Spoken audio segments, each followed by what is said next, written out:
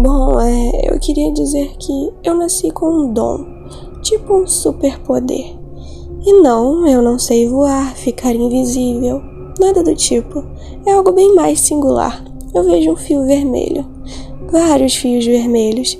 Eles ficam amarrados com um belo laço no pescoço das pessoas e levam até o pescoço de outra pessoa, onde está amarrado a outra ponta. Quando eu era pequeno, costumava ignorar, achava que era normal e que todo mundo podia ver. Descobri que estava errado aos meus 5 anos, quando questionei o meu pai o porquê de ele não ter um fio em seu pescoço. Não era todo mundo que tinha. Ele reagiu com espanto a princípio, mas depois que tentei explicar, ele fez um carinho em minha cabeça e riu, como quem ri discretamente de uma piada boba. Nos dias seguintes, passei a questionar mais pessoas sobre isso. Tios, amigos da escola, minha mãe. As reações eram mistas, mas nunca positivas.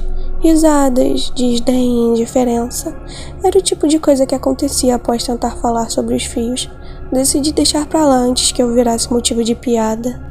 Aprendi a ignorar completamente a existência daqueles fios por bastante tempo, mas alguns anos depois, com o advento da internet, e a facilidade em encontrar pessoas que passem pelos mesmos traumas que os seus, a curiosidade veio à tona novamente e decidi pesquisar sobre os misteriosos fios vermelhos.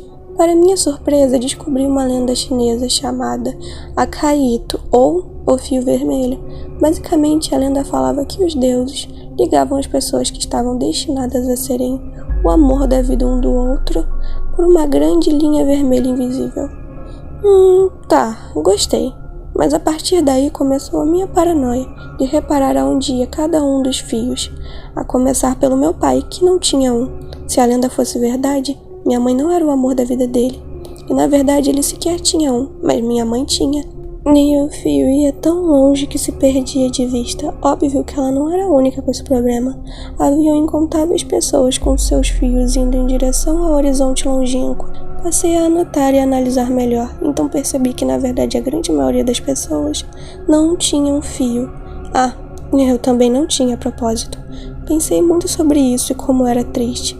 Quer dizer então que grande parte das pessoas, por mais que encontrassem alguém com quem ficar, não existia com quem ela seria plenamente feliz. Profundo, mas eu achava que ainda mais tristes do que esses eram aqueles que estavam com alguém, mas o fio ligado a outra pessoa, e o pior é que esses eram praticamente todos. Até os meus 14 anos eu devia ter visto 1 ou 2 casais com o fio ligado um ao outro. E um desses casais eram meus tios, Miguel e Bianca.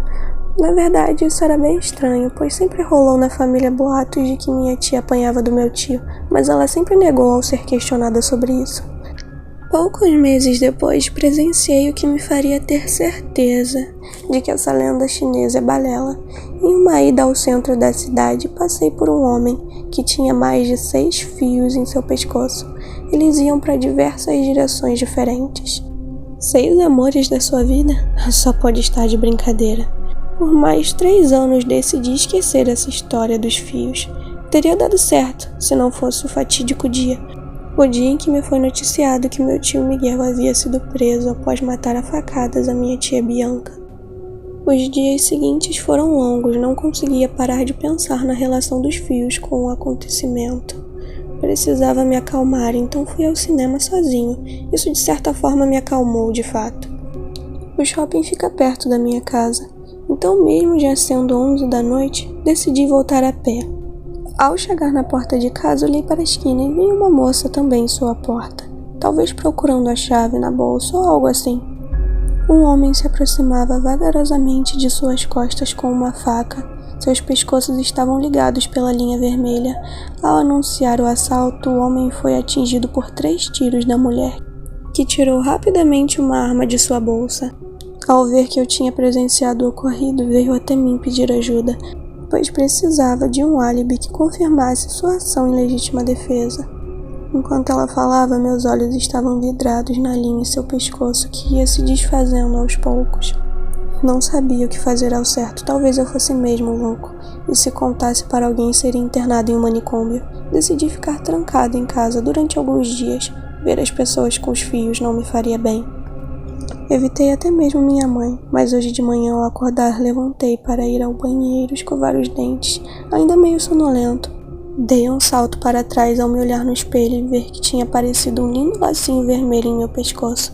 Tremi e chorei. Depois de meia hora eu consegui me recompor, então fui até a porta da rua seguindo meu fio. Fiz isso apenas para ver algo que deixaria minhas pernas bambas. Meu fio entrando na casa do outro lado da rua. Na frente da casa estavam meus pais conversando com o vizinho dono da casa. Era o Sr. Queiroz, marido da Dona Pires. Estavam parabenizando ele por algo. Aproximei-me deles, suando frio. Então minha mãe disse que eu parabenizasse também, pois havia dado tudo certo. Eu estava no piloto automático, então obedeci e o felicitei sem saber exatamente pelo quê, e olhando fixamente para dentro da casa que estava de porta aberta. "Você quer vê-lo? Pode ir", disse o Sr. Queiroz. Olhei para ele com o olhar vidrado. Rapidamente me virei para dentro da casa de novo. Sem responder nada, fui entrando vagarosamente na casa sem sentir as minhas pernas, com um misto de angústia, medo e curiosidade. O fio subia a escada, que devia ter uns 20 degraus, mas pareciam ter milhões e milhões. Depois do que parecia um século, cheguei na porta de um quarto, que tinha uma placa. Na placa estava escrito: "Aqui dorme um príncipe". Ao entrar naquele quarto, vi até onde meu fio levava.